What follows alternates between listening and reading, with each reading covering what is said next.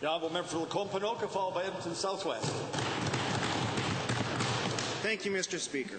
To quote from the September Auditor General's report on chronic disease management, AHS does not have meaningful indicators for its chronic disease management performance. It is not able to determine readily on a province-wide basis how much it spends on chronic disease management services, how many patients, which ones attend, what its waiting lists are, or whether the services are effective.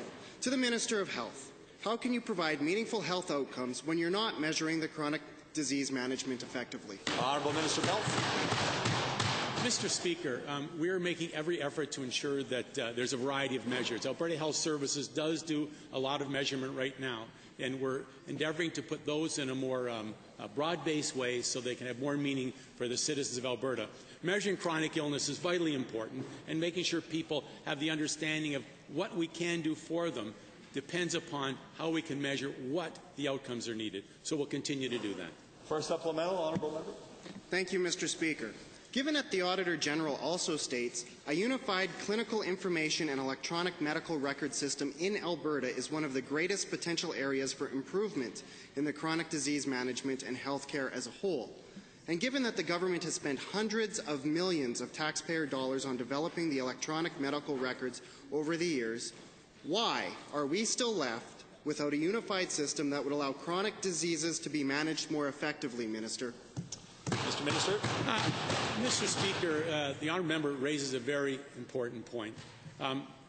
In Alberta right now, we have a variety of e-medical record systems. We need to create one record system. Right now we're looking at Calgary as a very good system. We're looking at trying to take that across the province. They've done a great job down there. We think that's an opportunity to do something which is affordable and reasonable, but will deliver the kind of information both for the clinicians and the researchers.